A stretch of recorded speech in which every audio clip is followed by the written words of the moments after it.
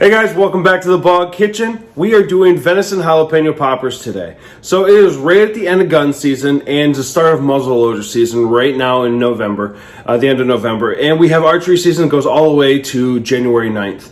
So I thought I'd give you a nice little venison recipe, something to try, what I use, the seasoning I use, and just something new to try. Now, I've never done the venison jalapeno poppers before. I've done it with pheasant and I loved it. I used the same recipe essentially, but I'm cooking everything just slightly longer. And this time I found something unique about this.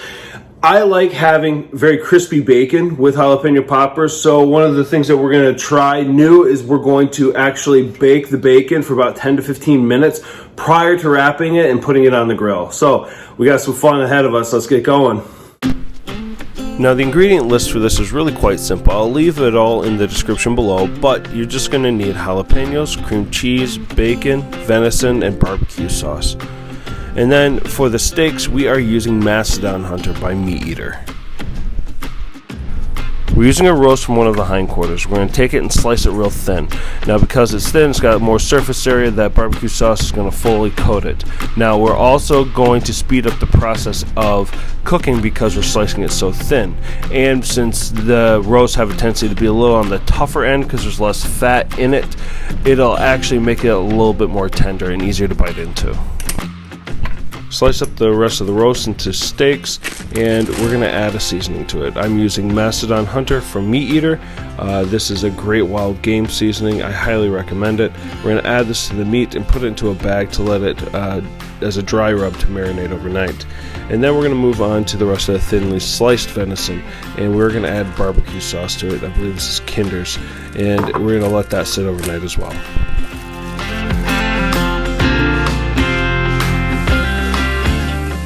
To cook the venison steaks, we're going to be using the sous vide method. We are placing the venison into a bag. We're going to remove all of the air. We're using the water immersion technique here, and where you just push the bag underneath the water, which forces all the air out, and then seal the bag. You could also use a vacuum sealer in this position as well.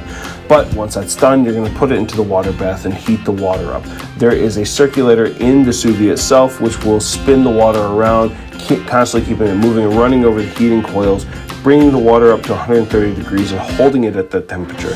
This will bring the meat itself slowly up to 130 degrees, cooking it while trapping in the moisture, trapping in the flavor, which will fully envelop into the meat and create a much juicier, tender, and more flavorful cut of meat. Now we're going to try something a little different and see if we can make the bacon on the poppers just slightly more crispy. So we're going to partially cook our bacon first in the oven. We're going to preheat it to 400 degrees, lay it all out on a baking sheet, and cook it for about 10 minutes. It should hopefully still remain pliable and then should crisp up really nicely once we put it on the grill.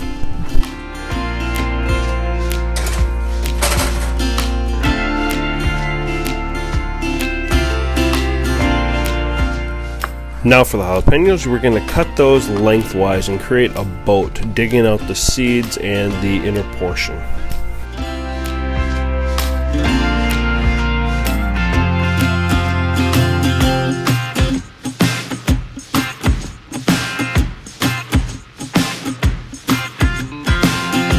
Alright guys, so I thought I'd take a second to just go over a little bit of safety precautions that I did not use. It turned out that I should have. So I did not use any sort of eye protection or gloves for cutting up the peppers, and I soon came to regret that.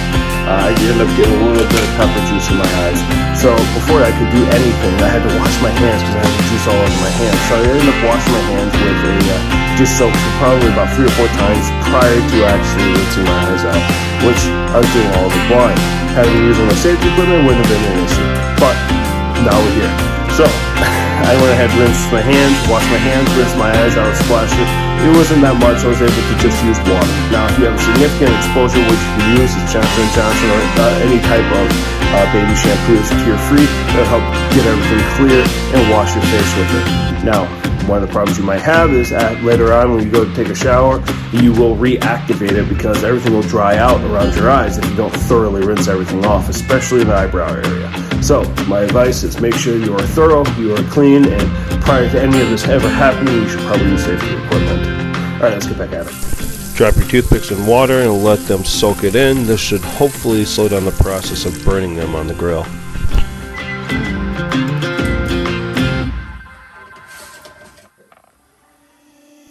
Now for the assembly. You're going to take your jalapeno boat, fill it with cream cheese, put a piece of venison on it, wrap it in bacon, spear it with a toothpick, and move on to the next one.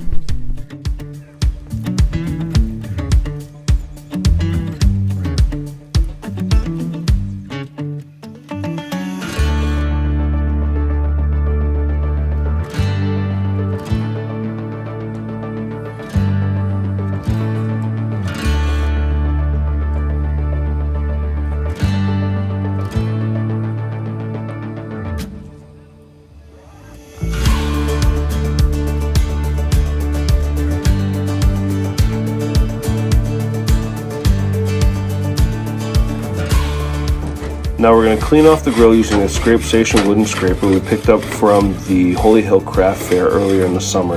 This is going to safely clean off the grill without fear of leaving any bristles behind.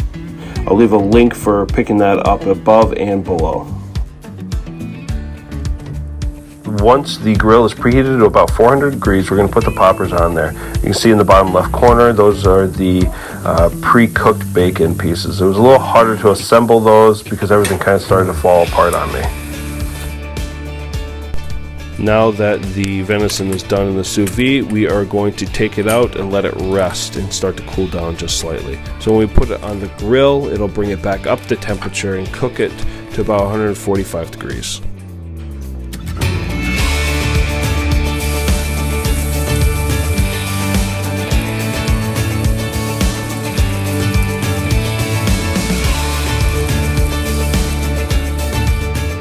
Now you're going to leave these on here to cook for about 25 to 30 minutes and then baste them in barbecue sauce at about 3/4 of the way through.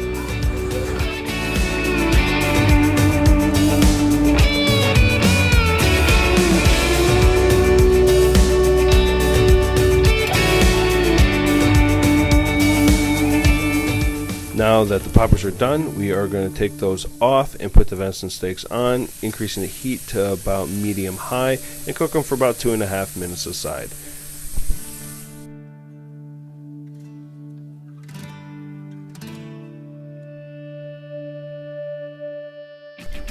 Now everything is done cooking. The jalapeno is softened, the cheese is like lava, the venison is cooked thoroughly, the bacon is crispy, and the barbecue sauce has made everything sweet and gooey.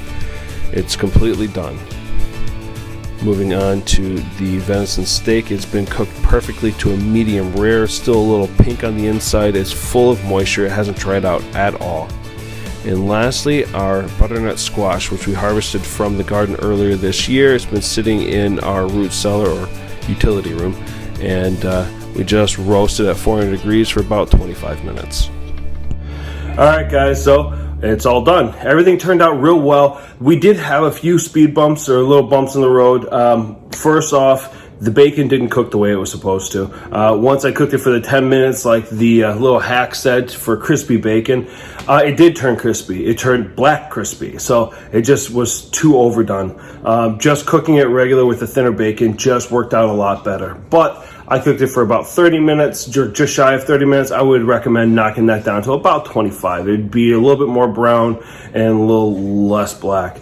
But with the barbecue sauce onto it, turned out really well. The meat, the venison inside was really tender. It turned out real nice. It was thoroughly cooked. It was nice to watch all of that cheese bubbling through everything, just fully encompassing that meat and getting onto the bacon. Everything worked out real nice. The barbecue sauce worked out perfect, tasted wonderful, and they have a nice kick. So if you're looking for something new to try with your venison, here you go. Thanks guys for watching. We'll see you soon.